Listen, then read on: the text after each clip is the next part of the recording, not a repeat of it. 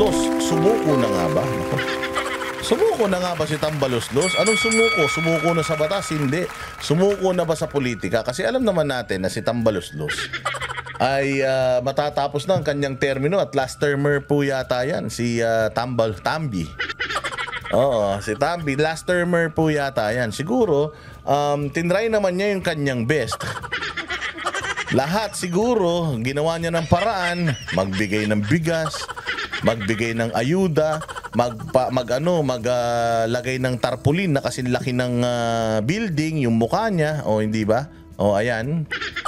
So lahat na ginawa niya mga bossing, pero his best wasn't good enough, ika nga.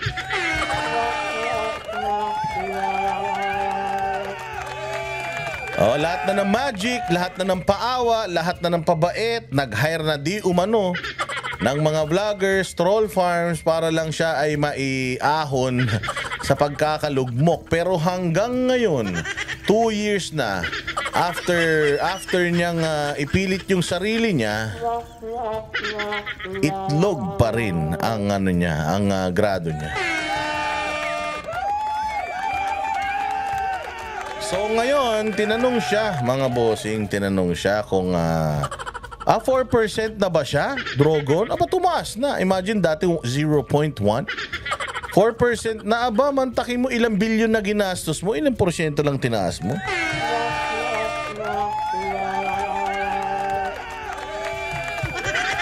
Oh, kaya ito, pakinggan natin kung anong plano ni Tambi pagdating ng eleksyon. Oo, come 2025, hindi na daw siya muna tatakbo. Oo, mananatili daw muna siya sa Leyte. Huwag ka nang umalis dyan. Diyan ka na siguro. Hanggang siguro mga 30-70.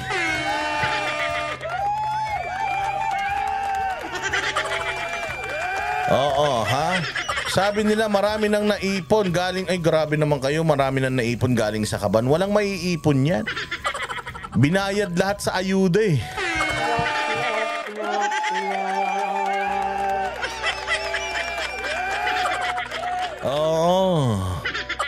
Oo. Itong putang inang tong Arriba na to. Arriba, ito ha, manahimik ka ng ng mga isang araw ha. Madami kang masyadong alam. Ang bida-bida. Para kang kilala kong artista na hindi na sumikat noon, nagpapasikat pa ngayon. Oh, ayan na. So, ito na nga, pakinggan natin itong issue na ito. Ano ba ang tatakbuhan ni Romualdez? Tingnan natin kung saan ba siya patungo. Kasi parang di niya na alam ang gagawin niya. Lahat na ginawa ko. Kumbaga, nagano na siya, naglaba, nagluto, namalansya, nagsibak ng kahoy, nag-igib, nagpaningas, nag-urong. Lahat na ginawa niya, nag-floor wax, nagbunot, pero hindi pa rin siya kayang mahalin ng mga nililigawan niya, niregaluhan niya ng mga kung ano-ano, pero ayaw pa rin sa kanya. Di natin alam kung bakit. O ngayon, pakinggan natin kung anong plano niya sa buhay. Wala naman tayong pakialam, pero pakinggan na rin natin. Marami pa ang mga prominenteng personalidad na nag-aanunsyo ng kani-kanilang plano sa papalapit na eleksyon. Kabilang sa kanila si House Speaker Martin Romualdez at dating Senators Antonio Trillanes at Manny Pacquiao. Nasa frontline ng balitang yan, si Marian Enriquez. O, di ba? Pacquiao, meron din daw announcement. Si Trillanes, nag-announce din kahit wala namang may gusto, kahit wala namang interesado.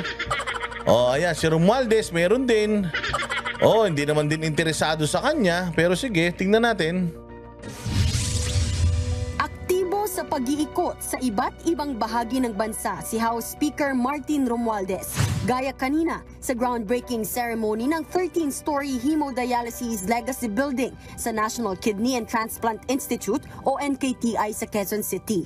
Kaya naman, hindi... Ba't lagi ka nandiyan kasi? Alam mo, kahit hindi ka na tumakbo ng presidente, Romualdez, para kang presidente.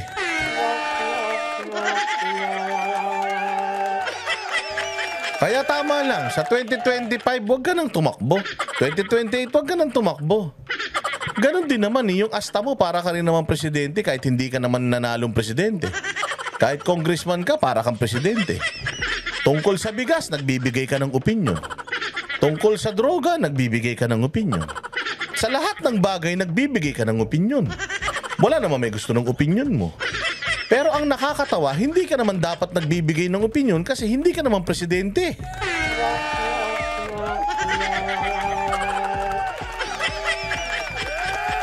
Walang hiya.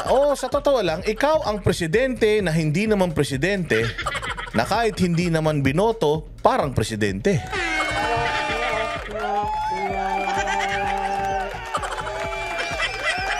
Anong ginagawa mo sa groundbreaking?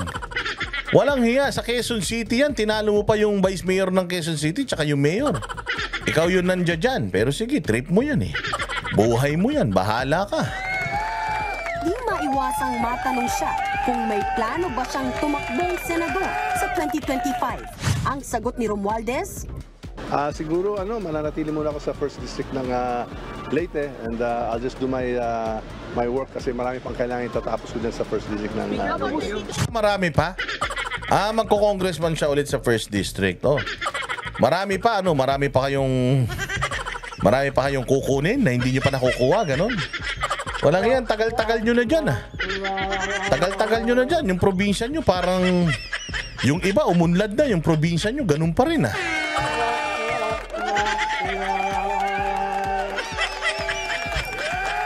Mabuti naman, pero ito kasi ang problema, baka hindi muna siya tatakbo sa 2025 sa national, doon muna siya sa kanya. Dahil baka umaasa pa rin to. Baka umaasa pa rin to na magiging prime minister siya.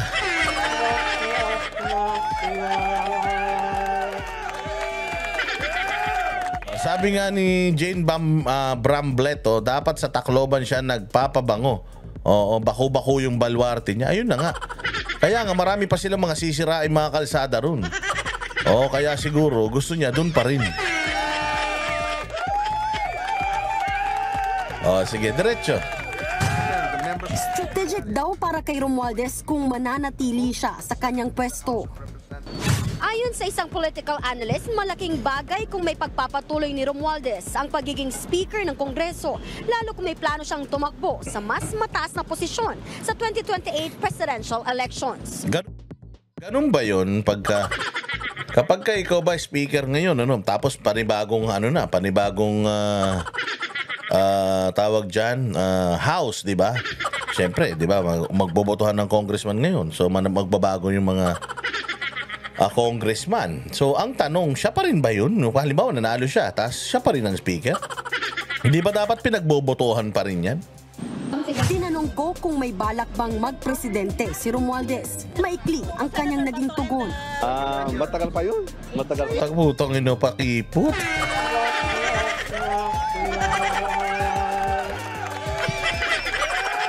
Tangina niyan. Ano kasi Inday Sara? Si Inday Sara ka? Matagal pa yun? Matagal pa yun? Ang cute mo talaga magtagalog, sir. Ulitin natin, ha? Ang ganda-ganda mo talaga magtagalog. Matagal pa yun. Matagal pa yun?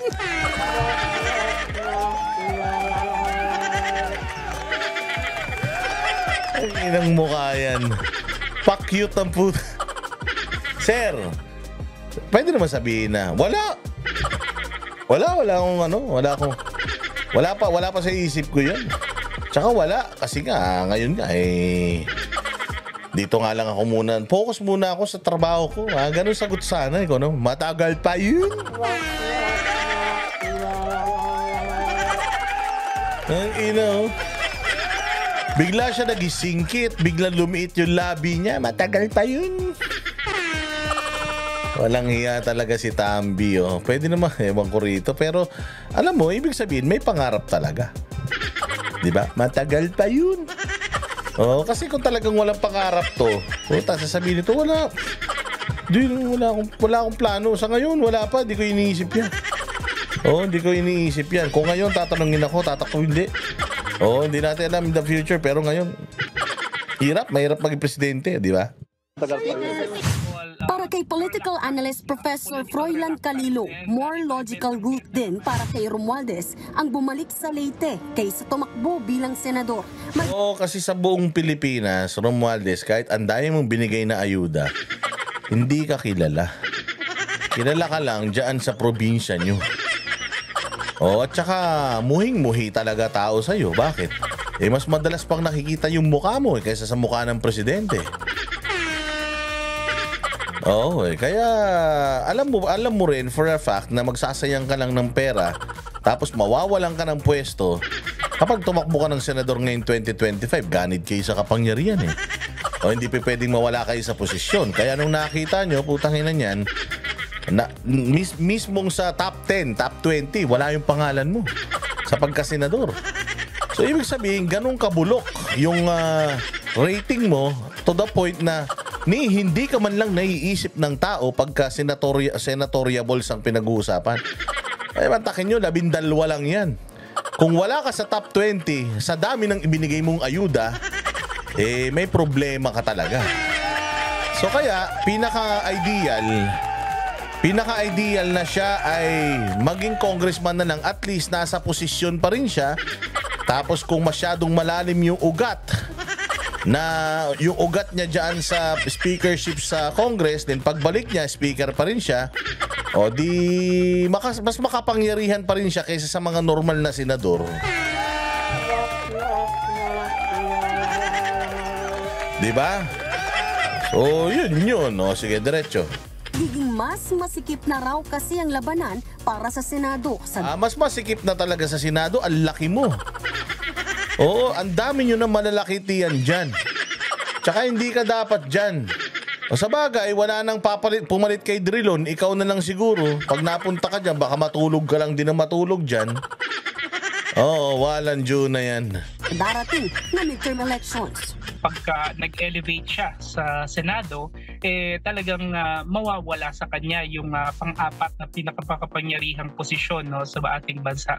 Kabilang sa mga sinasabing tatakbong senador si dating Pangulong Rodrigo Duterte at anak niyang sina Mayor Baste Duterte at Congressman Paulo Duterte. Sabi lang dyan ni Romualdez, Well, it's a democratic nation that we live in, so any Filipino has the right, provided that they have the proper qualifications to seek for higher office po.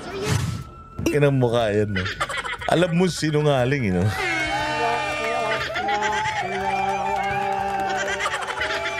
Yung mga ganun mukha, hindi mo talaga Yung mga ganyan mukha, alam mong mga may sungay talaga yung kaluluwa, Nakita mo yung tsura, habang sinasabi niya yun. Ibang klase, Pero bilib ako kay sir. Malakas pa din talaga ang fighting spirit.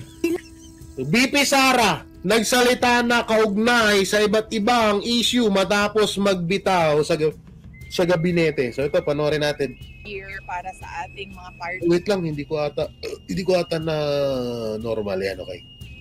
Okay, kita niyo ba yan? Play. Galing sa government, other government offices, sa private sector, business communities, mga NGOs, mga POs, dahil sila yung katulong natin sa paghahanap ng mga tao na nangangailangan ng tulong ng gobyerno. Kung hindi dahil sa mga partnerships na ito, hindi natin mapupuntahan yung mga lugar na mga underserved communities natin. Mahalaga na pantay-pantay at lahat ay inklusibo. At inklusibo ang ating mga proyekto sa Office of the Vice President. Thank you, VP. And also, VP, in your speech, you mentioned that Pasidumog is not merely a celebration, but it's a reminder as well of our responsibility. So ano po yung mensahe natin sa lahat ng mga kawani ng gobyerno and even sa private sector? And of course, paano po makakatulong even mga tuang mga yanong buwan sa pagkabot sa tuang mga pangandoy po? Yes, it's a celebration of partnership, but lagi nating isaisip na mas marami pa ang nangangailangan. Kaya kahit may celebration tayo, isipin natin how do we move forward, kung nasaan tayo ngayon at paano pa tayo mas makakatulong sa ating mga komunidad, sa ating mga kababayan, and of course paano natin magawang maging stable, strong ang ating bansa. may ngapon ka senador ano bang mayong hapon BMR daw. Puta na si BMR nag-interview na. Ba pala iba.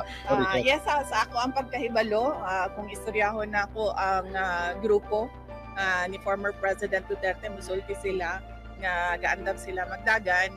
Kung istoryahon pud na ako ang maguwang nga si Pulong Duterte, moingon pud siya andam siya nga magdagan og senador. Ug istoryahon pud na ako ang mga tao na nakapalibot sa ako ang manghod nga si Baste Duterte, musulti pud sila nga andam pud sila or gaandam sila nga madagan o senador. Any other possible? Madagan, matakbo ha, tumakbo ng senador, madagan, no.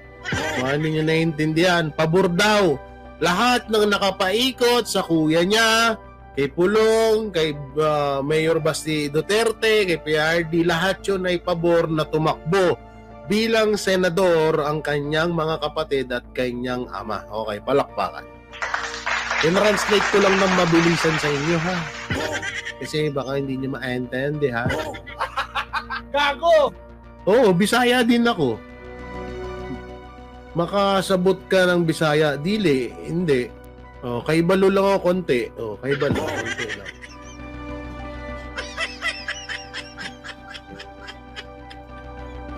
Wala nga makauban sa line-up nila dito 3-year meeting. Kana ang yan ang hindi ko alam na kung meron pa silang mga kasamahan sa lineup, pero dahil ito ay assumption ko lang dahil si Pangulong Duterte ay galing sa PDP laban, likely kasama din niya yung mga iba pang PDP laban ng mga senador. Good morning. Would like to ask your sentiment again on experts saying that you're the new opposition leader. Hindi kasi ako sa trabaho ko at sa pagkatao ko at sa prinsipyo ko, hindi ako gumagalaw for the administration, for the opposition, or kung ano man yung politika na yan. Ang galaw ko ay base sa kung ano yung makakatulong sa ating mga kababayan. Ano yung karapat-dapat para sa ating mahal na Pilipinas. Oh, yan ang tama. Palakpakan. Wait lang. Palakpakan natin yun. Diba? Talagang makakaano sa ano ng Pilipinas. Di katulad ng iba dyan, puta na, puro Duterte, West Philippines, inatupag. Ipaglalaban natin ang ating kapakanan ng ating sariling lupa dyan sa West Philippines. Gago! Kahit wala lang makain ng mga mangingisda, matapang tayo. Gago! Yan. Oh, yan. Gusto ng mga Tansu supporters yon. Putay na nyo. Pag hindi kayo kumain ng buhangin galing sa West Philippines, pag wala na kayong makain, ha? Pag pinangata sa inyo yung Sierra Madre doon, ha? Yung mga bakal na nangangalawang doon, pag hindi nyo ginawa yung hype kayo, ha?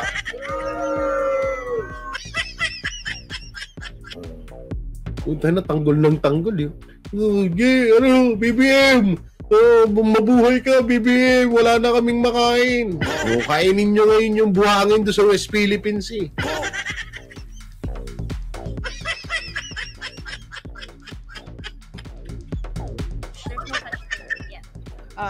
Sa politics, wala. Ang gawa natin ngayon ay ito, ang pagtutok sa transition, turnover ng... Pero nagtataka ako, no? Wait lang, ha? Hindi ko sinasabihan yung nagtatanong sa DCAR, sa SMNI. Kung mapapansin mo, yung tanong ng mga iba't ibang mga ulupong ng mga media dyan, parang paulit-ulit. Kung tinanong mo dito si BP Sara na, BP Sara, kapag naging presidente ka po ba, maaaring yung hindi pala, mali. Halimbawa, ako yung media, tatanungin ko to si BP Sara. BP Sara, alam niyo po ba na alam po ng taong bayan na kapag kayo po or kung sino man po sa inyo mga Duterte ang makaupo bilang presidente ng Pilipinas, baka yung pangako po ni Bongbong Marcos na 20 kilo ang bigas, kayo pa po yung tumupad.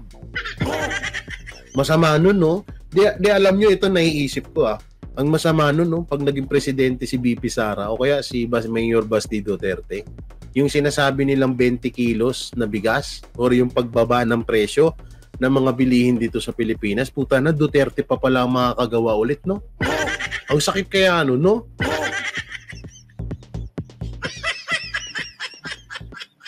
No, ang sakit kaya nun.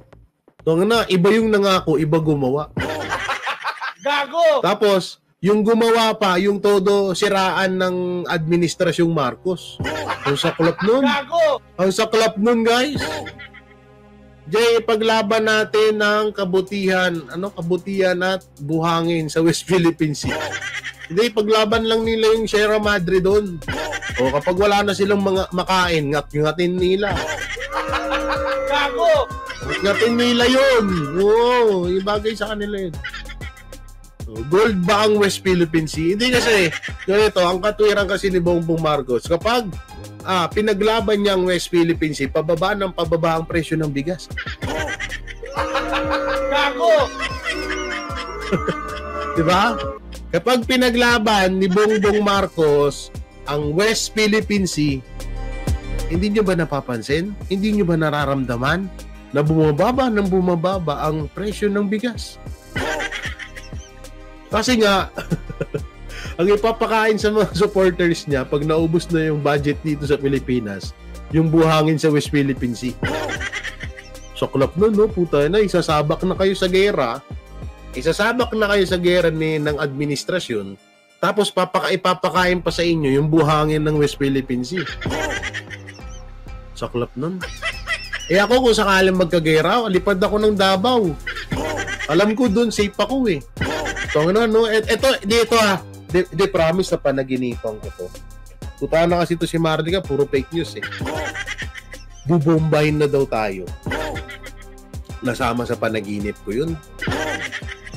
Sabi ko, puta na, pag nagkagera na talaga, lipad ako ng Davao, dadaling ko yung pamilya ko dun. Alam ko dun kasi safe ako dun eh. Diba? Safe ako dun, punta lang ako dun kala Sir RJ eh. Sir RJ, shout out. Yung utang ko sa'yo, di ko pa nababayaran ha. Gago! Utang ko dun, 5,000 eh. Hindi pa nababayaran. Sir RJ, ba't hindi ka na nagpapakita dito? Idol ka, baka idol ni Sir RJ si Bisdak eh. Gago! Hindi, joke lang, di niya naman nato pinapanood. DC ata si Sir RJ. RJ, nag-comment ka ba dyan? Nakikinig ka ba? RJ, vlog, shoutout sa'yo, oy. Ito yun nga, napanaginipan ko. Sabi ko, punta ako ng Davao dito. Dadaling ko yung pamilya ko doon. At least doon, safe ako. Alam ko, safe ako doon sa Davao. Alam nyo ba, yung panaginip ko, lahat daw ng mga tiga Maynila, lahat daw ng tao dito sa Pilipinas, pumunta daw ng Davao. Pumunta daw ng Mindanao kasi, gera na yun, gera ng Pilipinas at China. Puta na, wala daw magawa ang China, ang Pilipinas. Oo, yung mga sundalo, isang daan lang, ubus na. Puta na, nagpuntahan daw lahat ngayon. Visayas tsaka Luzon, takbuhan ng Mindanao. Kasi yung Mindanao, hindi yan gagalawin ng China. Gawa ng takot ang China sa Duterte. Magkaibigan sila, 'di ba? Alam naman natin yun na talagang pinakisamahan ng maayos ng Duterte ang China. Pero walang secret agreement na maputangin ng yan. Oo, yung pakulo lang ni Mike Abbey ang secret deal na yan eh. No, tsaka ni Trililing. Puta na, ganun yung napanaginipan ko. Tapos yung mga tanso vlogger, walang yan. Nakita ko, gutay-gutay na yung mga katawan. Oh. Gago! Oo. Kahit yung panaginip yun, si Chris Ulo, yung ulo ni Chris Ulo, nakatusok na lang dun sa may kawayan eh. Tapos si Libag, anak ng mata na lang nakita eh. Alam nyo kung ba't ko pa nakilala? May isang balat pa kasing nakita. May isang balat pang natira dito eh. Oh. Sabi ko, puta na, si Libag to, maitim eh. Tapos yun, si Jonathan Morales, nagwawagay-way ng bandera dun sa tawag dito, sa mataas na lugar. Pulburon pa rin yung sinisigaw.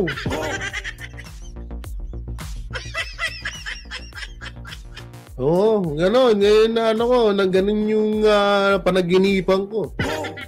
Tapos yung yung ibang mga vlogger, sabi doon sa live ng ibang mga vlogger, Oh, shoutout po sa lahat ng ako po ay nagbabakasakali po sa may mga gigintuang puso dyan. Na sana po ay bigyan niyo po ako, pamasahe ko pa Davao. Sapul na naman. Ang ina. Ganun na ganun. Sabi ko, puta na, pag nagkataon na may gera sa Pilipinas, takbo akong Davao, safe ako doon. Alam ko, safe ako doon. Hindi ito real talk. Pag nagkaroon ng gera, wag naman po sana, no? Wag naman sana matauhan pa yung gobyerno natin. No? Sana wag yung gobyerno natin matauhan pa. Wag magpadala sa bulong-bulong. No? Alam niyo, sa totoo sen, pag nagkagera sa Pilipinas, alam mo kung anong safety na lugar dito? Davao. Kaya nga sinisira nila yun ngayon eh. Yun yung napapansin. Sinasabi nila na magulo sa Davao. Pero puta na, ang ayos sa Davao guys. Ang tahimik. Kaya nila sinasabi yan na magulo ang Davao kasi nga alam ng mga tao alam ng mga anti-Duterte na yung mga tao kapag nagkaroon ng gera tatakbo ng pa-Davao yan. Pupunta sa Davao yan. Alam nilang safe sila dun. Ngayon, sinasabi nilang magulo ang Davao para hindi magpuntahan yung mga tao dun. Hindi, totoo yan. Alam nyo, minsan na yung mga teorya ko dito. Yung mga teorya ba? Terorya. Ano ba talaga? Gago! Diba? Minsan talagang malapit din sa katotohanan eh. O bakit nila, isipin nyo na lang, anong dahilan nila bakit sinasabi nilang magulo ang Davao? Diba? Puta na, guys, pag nagkagera, pulbos tayo dito lahat. Drone lang katapat natin, ha? Drone. Biruin mo kung gaano natin kahina, drone lang. Ang army natin, nasa, 400, 500 ata, ang army natin dito, or 3,000. Ilan ba yung army natin? Ilan yung army ng Pilipinas? Samantalang sa China, nasa 1 million. Biruin mo, puta na eh. 500 lang ipadala sa atin dito, lagas-lagas na tayo. Hindi totoo pag nagkagera, sana lipad akong Davao. Ililipad ko sa Davao yung kamag-anak, ang pamilya ko. At least doon, alam kong safe ako. 200K lang daw. Tapos 1 million ng sundalo ng China. Wala pa tayo sa kalahati. Anak ng teteng. Bibili na lang kami ng lupa sa Davao. Kaya nga baka sumikip pa nga eh. Tapos mga BMR, Bisdak, baka pag nagkagera, nagla-live pa rin kayo Baka mamaya nagigera na, nangihingi pa kayo sa live niya ng pera. Gago! OFW, tulungan niyo ako! Ginigera lang Pilipinas! Gago! Tuloy! Department of Education at ang ating pagpapatuloy ng mga proyekto sa ilalim ng pangalawang Pangulo ng Pilipinas.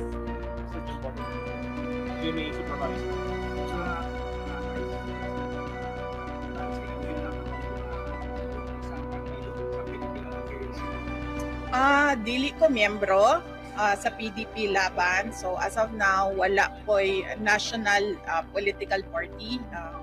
Ako naa sa hugpong ng pagbabago o hugpong sa taong lungsod sa Davao City. So muna ako ang mga partido sa karon.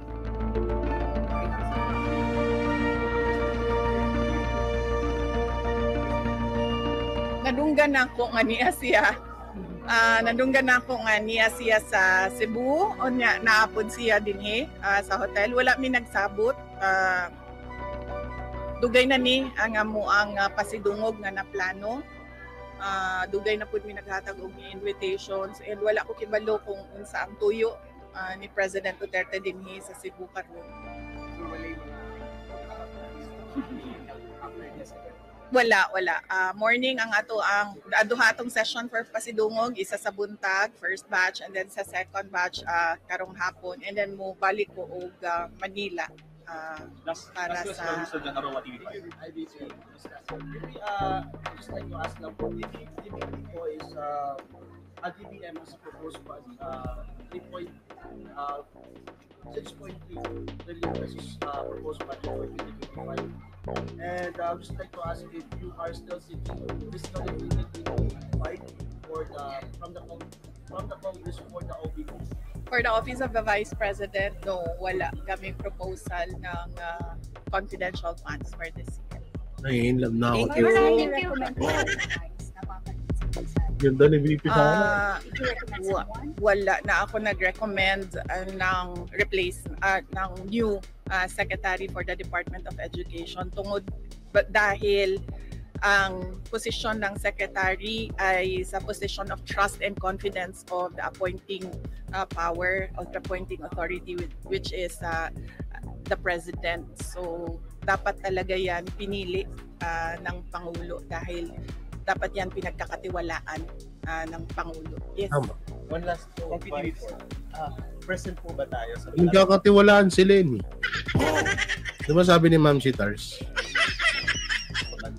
opening for this coming July 9? Yes, apo. Present ako sa Palarong Pambansa, sa National Learners Convergence, sa National Press Conference, sa Regional Festival of Talents, sa Learning Camp, sa Brigada Eskwela. So lahat yun gagawin namin dito sa island ng Cebu sa buong month ng July. Nandito kami. Thank you po. Ayaw niya. Salamat. Last na lang, VP, kumusta ang transition, please? Yes, pag-announce sa President kung kinsa ang bagong secretary sa Department of Education. And nakaandam na to. Before ko nag-resign, giandam ko na to ang transition by strand, by board and council, and sa CIMEO duties nato.